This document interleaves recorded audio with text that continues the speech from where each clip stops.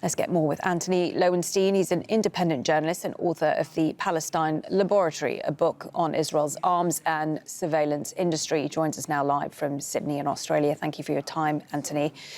Was there any doubt, do you think, of this deal being ratified by the Israeli government, given the pressure Donald Trump has put on Netanyahu to end the war?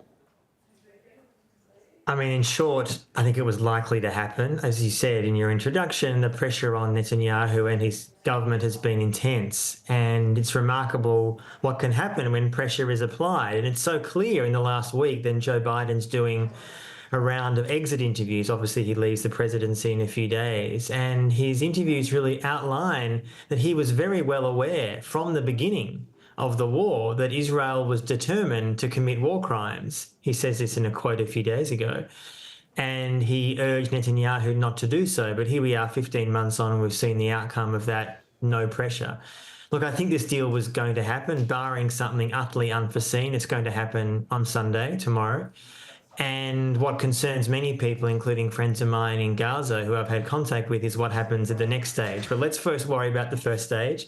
Let's hope it happens. Hostages are released on both sides. And of course, the language is so important that Hamas has been holding hostages, to be sure, but so has Israel. And the number of hostages that Israel has been having long before October 7 are many people who had no trials, who are there indefinitely, often being tortured, if not worse. So it's a relief that many of those people are going to be released.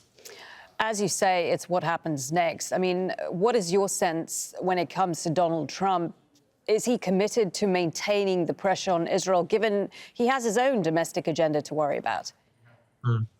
Look, his priority is to make a deal. He loves deals, and that's been clear for years. And the deal will be that he can say in the coming week that it was me who made the deal and hostages are being released. He doesn't really care about Arabs, Palestinians or Muslims. He cares about Israelis and Jews who are going to be released. But the question is what happens when many or most of those Israeli hostages are out. Israel has an unbelievably terrible record of breaking ceasefires. Let's not forget that in Lebanon at the moment, every single day, Israel is breaking that ceasefire.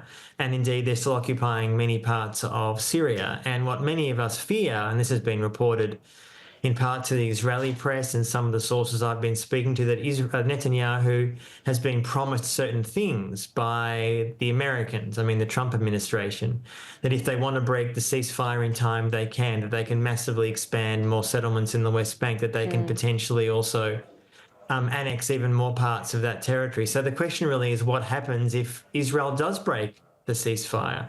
And history would suggest not very much, which is what I worry about. Even on the point of the release of the 95 Palestinian prisoners that are due to be released in the first phase of the deal, history has shown us there is no guarantee that they will not and cannot be rearrested by Israeli authorities.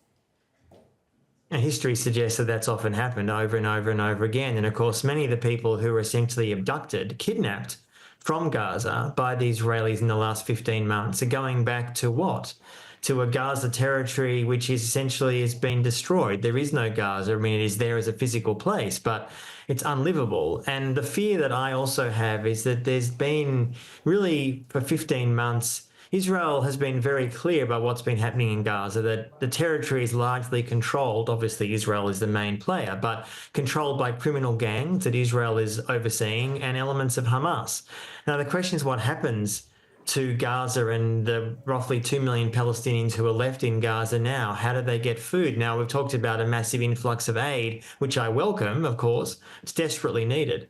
But what does that mean in the longer term? That is Gaza going to be controlled by a corrupt Palestinian authority? Or frankly, what is always going to happen, and this is, I think, where the smarter Israelis are going to be waking up and saying, right, 15 months on, yes, our hostages, hopefully some of them released have been released, but what exactly have we achieved here? Hamas is still standing.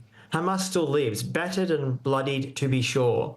But as the US itself, Antony Blinken admitted in the last week, they estimate that Hamas has replenished many, if not most, of the forces they've lost in the last 15 months. So what exactly has been achieved here beyond, of course, what is arguably always Israel's and Zionism's ideology, which is destruction, making life unlivable for Palestinians? And I think if Rafah opens the border crossing between between Gaza and Egypt, I suspect some Palestinians will leave if they can because they have no life in Gaza, but many and most, I think, will stay to rebuild their lives. And they need massive international support and, frankly, accountability of Israelis, generals, soldiers, ministers, prime ministers who committed these grievous crimes in the last 15 months.